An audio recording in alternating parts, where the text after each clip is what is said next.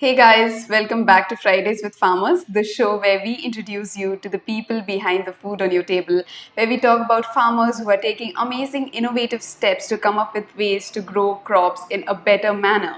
So today we are talking about Pratik Sharma. Pratik is a man who worked as a banker for about 10 and a half years before he decided to quit it all and became a farmer. Now, how did it all start? So, to begin with, Pratik was born in a family of farmers in a village close to Bhopal in Madhya Pradesh. He was 10 years old when he started farming along with his family members, but when he was in class 8, he had to move to Bhopal for higher education. Then later on, Pratik started banking. He joined a bank and he worked there for about 10 and a half years. But then, around 2014-15, Pratik realized that this was not his calling. He was not satisfied in a corporate job. He was, after all, a farmer in his heart. This is what he told us. He told us that when I visited my village after 20 years, I realized that everyone was moving out of the village, but no one was going back. While the cities were developing at a high pace, the village remained where it was 20 years ago, and this stuck with his heart. So he started working as a farmer on the weekends. So he would be a banker on the weekdays, a farmer on the weekends. He would travel about 100 kilometers every Saturday to work on his 5-acre farm. His plan was that later on, when he starts earning enough with the help of his farm, he'll give up banking and he'll become a full-time farmer. In 2015, he set up a poly house in his farm and started growing exotic vegetables with this same plan. But soon he realized that this was extremely difficult because the input cost to grow these vegetables were really high.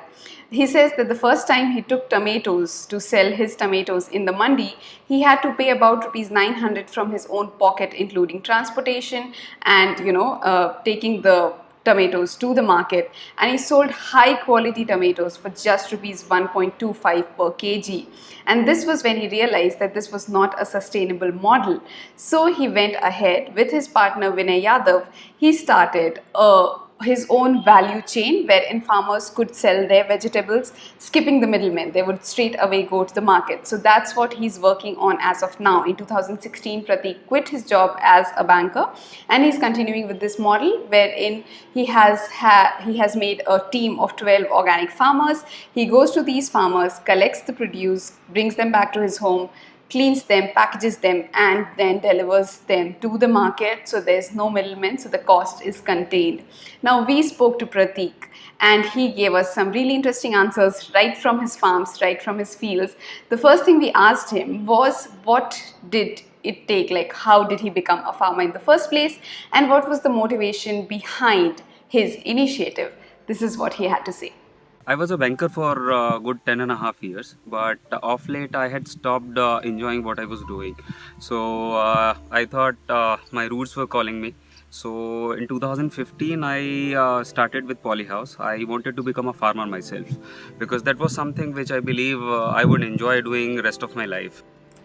Now the poly house that Pratik is talking about is a greenhouse-like structure. It's like a tunnel inside which you can grow fruits and vegetables in a way that you can provide higher temperature or humidity in places where it is not available in the environment. Also, it helps you grow fruits and vegetables at times where it's not in the season, but they can still grow inside the poly house. So that is what he had started to begin with. The next question we asked Pratik was to show a section of his farm and let us know what he's growing. This is chili, and we've placed them over raised beds, and we've mixed farmyard manure, gobar ka khad into it, and to treat the soil we have put trichoderma, which will take care of any fungal borne disease. Over the bed we have put in mulching, plastic mulch. It takes care of two basic things. Number one, it does not allow the weeds to grow. Number two, it also retains the moisture, so the necessity of giving water to the plants gets reduced, the frequency goes down. We have also put drip inside it, which is the best method of irrigation.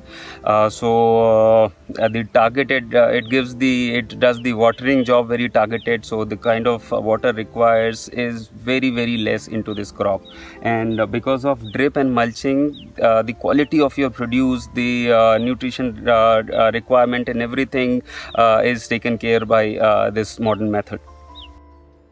So the chilies that he's showing, isn't it very similar if you had seen the last video that we had shared about strawberries? All this mulching and drip irrigation was there as well. So it's so interesting to see the similarities and yet the differences in what's growing.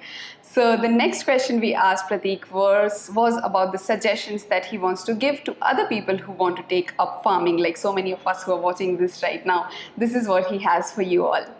Anyone who want to take up farming, I would suggest that he should spend at least 1 year close to farms and farming. One need to understand the soil, complete the behavior of soil, what exactly is there in the soil, chemically, physically, both. He also need to understand, he or she also need to understand the nutrition management, pest management, everything need to be understood, because it is not as simple as sowing the seeds into soil and taking up the crop. There are multiple things which one need to understand, have detailed, minute understanding about.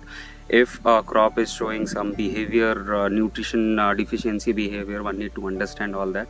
So I would suggest one need to spend at least 1 year around the activities, understand the very basics of it, and you also need to take care about the products what you're going to get out of a farm. I mean, sending it to mandi or giving it to an retail agent is definitely not an option. So plan that beforehand, before the actual produce is in your hand. So you need to take care of that. Lastly, we asked Pratik about the challenges that he has faced and the solutions, and this was his answer. As per me, there are three basic problems. Number one, the input costs are very, very high today.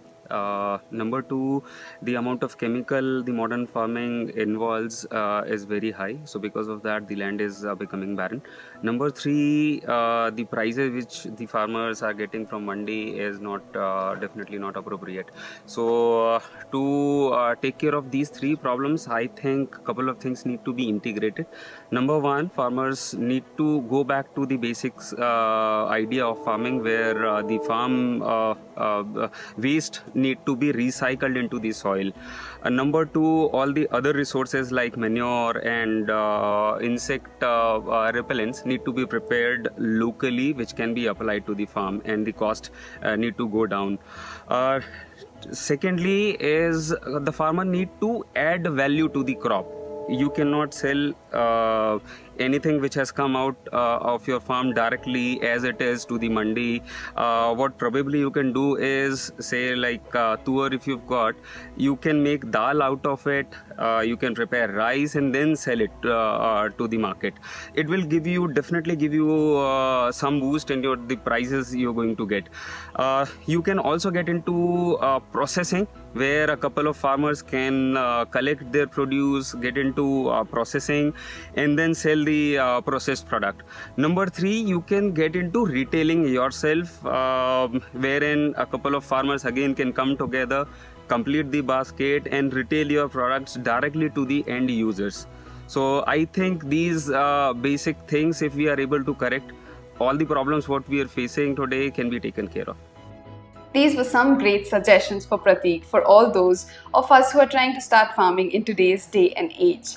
I hope you liked this video. If you did, please make sure that you share it with your friends. We are sharing farmers, stories of farmers, and helping you meet them every Friday. So stay tuned. We'll see you again next Friday. Until then, have a great week. Thank you so much for joining us today, and thank you for your time. Bye.